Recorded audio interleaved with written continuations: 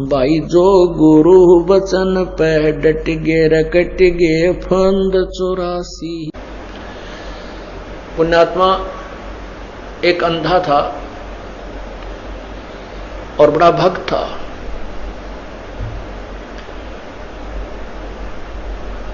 बड़ी साधना करा करता था। एक बार उसको दस्त लग गए, पेचिस लग गए, उसको लूज मोशन हो गए। और लूज मोशन इतने हो गए, उम्र भी उसकी अच्छी हो गई थी 60-70 के आसपास। इतने लूज मोशन हो गए कि वो समझ गया ना कोई दवाई काम करे। तो उसको पता लग गया कि अब तेरा जाने का टाइम आ गया है, अब नहीं रह पाएगा। इस दृष्टिकोण से उसने सोचा यहां क्यों दुखी करा, कोई एक आधा व्यक्ति टूटा फूटा हुआ है, यू को कपड़े धोने में लग गया रहा। तो उसने सोचा कि जंगल में जाकर के शरीर को त्याग दूंगा, वहीं मर जाऊंगा, 1-2 दिन में भूखा प्यासा दस्त लगी रहे हैं, खत्म हो जाऊंगा और वहां इस 100 को कोई पशु पक्षी खा पी लेंगे, उसको उनका उद्धार हो जाएगा। इस दृष्टिकोण से वो महात्मा जंगल में बहुत गहरा चला गया, बहुत गहरा, और मेन रास्ते से भी हटकर जानबूझकर ऐसे सर्प तरफ निकल गया, नो लाठी के लालू का कुत्ती जंगल के बीच में, वहां कहीं आसपास कुछ भी को नहीं। वहां जाकर बैठ गया। अब वो बैठा था, थोड़ी सी देर हुई थी, इतने में एक बालक आया 5-7 साल का, वर्ष का। उसने कोई आधा घंटा होया होगा बैठे नहीं। वो कहने लगा, बाबा आपको लगता है आप बीमार हो? कहां भाई बीमार हूं बेटा। आप कहां से आ गए? यहां बच्चे को बोला, बोला यहां हमारा मकान है, यहां हमारी आश्रम है, हमारा घर है यहां पर थोड़ी सी दूरी पे। और बाबा ले ये खिचड़ी खा ले, आपको दस्त लगे हैं, मेरी मां ने बना के दी है, रोटी खा, अब खिचड़ी खा लो। वो बोला, ओ बेटा ला भूख लगी है। अब बाबा उस सूरदास ने वो खाना खा लिया, खिचड़ी खा ली। वो खिचड़ी खाते ना दस्त रहे और पेट भी भर गया।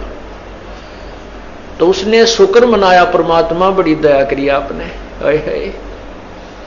हे परमात्मा आप यहां भी साथ है, देख कितना छोटा आदमी को यहीं पर आपके बच्चों ने मेरी सेवा कर दी। ये सोच के अग भाई चल भगवान की है रजा है और जीवन देंगे तो इसका भजन करेंगे, ठाओगे तो चल इसके लोक में जाओगे, हमारे दोनों हाथों में लड्डू हैं। तो इतने में कुछ देर में वहां उस लीला परमात्मा की ये भेड़ बकरियां वाले आ गए और उनकी एक भेड़ बकरी की तरह लगी। उसने ढूंढते ढूंढते उस घोर जंगल में पहुंच गए। वो बाबा जी लौट रहा वहां पर। वो कहने लगे, महात्मा तू यहां कैसे आ गया?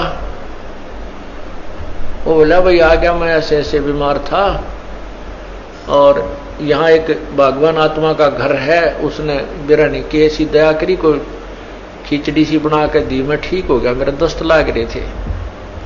वो गडरिये जो थे वो उसके मुंह का ना देखें, महात्मा उस सूरदास के मुंह की तरफ, कि क्या कह रहे हो, यहां कौन है, किसका घर है? और उसके पास क्या था, वो जो प्लेट लाया था, थाली जिसमें खिचड़ी लाया था डाल के, जब उस महात्मा ने वह खिचड़ी खा ली, वो आवाज लगा रहा था, बेटा अपनी यह थाली ले जा, बेटा थाली ले जा। उधर से वो गडरिये आ गए, जो वो रट लगा रहा था। तो गडरिये बोले, बाबा किसको आवाज लगा रहा तू? बोला, भाई यहां कोई एक घर है और उन्होंने ये खिचड़ी बना के भेजी थी, बेटा उनकी थाली, वो बालक था ना ले गया होगा थाली, या थाली को उनको ले जाएंगे अपनी। वो कहने लगे, बाबा जी तू यहां कैसे आ गया ऐसे घोर जंगल में? यहां ना कोई घर है, यहां से 5-7 कोस तक तक कोई गांव भी कोई ना, तू घर की बात करे, यहां कोई घर नहीं है, ये थाली कहां से आ गई तेरे पास? ने बोला, भाई मन ने बेरा है कितना आएगी, जब यार कोई है ही नहीं और कोई घर नहीं, तो मौन साध गया। अको हे भगवान, हे परमात्मा आप यहां भी साथ, अब क्या होता है, वो बाबा जी उठकर चल पड़ा। अब भाई चले, जहां ले जाएगा वहीं चलते। अब चलते चलते वो जा रहा था कि आगे एकदम गड्ढा था। वो गड्ढा ऐसे स्टाइल में था जय वो स्पीड उसकी इतनी थी बाबा जी की कि वो लाठी थोड़ी टेका था, कदम गणे दर था। इसी उमंग सी हो रही थी, कोई है भगवान आज मेरा जीवन दान कर दिया भगवान, इस उमंग में चल रहा था। तो ज्यों ही वो गड्ढे में गिरने को गया तभी एक व्यक्ति ने उसका हाथ पकड़ के और उल्टा ले लिया। ने बोला बाबा आगे इतना जबरदस्त गड्ढा है, तुम गिर के मर जाता, वापस हो ले, ये रास्ता ठीक नहीं। तो उस संत ने उसके बचाने वाले का पैर पकड़ लिया, नो का नो नीचे एकदम पैरा में गट गया। नो बोला परमात्मा जब तक निकल गए थे मेरे हाथ से, आज नहीं छोड़ू तेरे, जब तुम वो पहचान नहीं सका आपको आज नहीं छोड़ू, मन मत बकावे। नो बोला बाबा क्यों मेरे घर पड़ गया, मैं तो एक राह चलता आदमी हूं और ये तो सूत बैठ गया, तू मर रहा हो, मैं भगवान ने भेज दिया यहां तेरे को बचाने के लिए। नो बोला ना, एक बार धोखा खास गया, सूरदास दूसरी बार नहीं। और फिर उसने छुटा लिया वो पैर हाथ। नो बोला छोड़ तू मेरे गले पड़ गया। जब वो कहता है, कहने लगा कोई बात नहीं, तू सारी सृष्टि का मालिक है और मैं बोधा जी तेरा मेरा के मुकाबला है कि मैं तुझे पकड़ सकूं, लेकिन सूरदास के दिल से निकल जा जब देखूं किसा बलवान तू।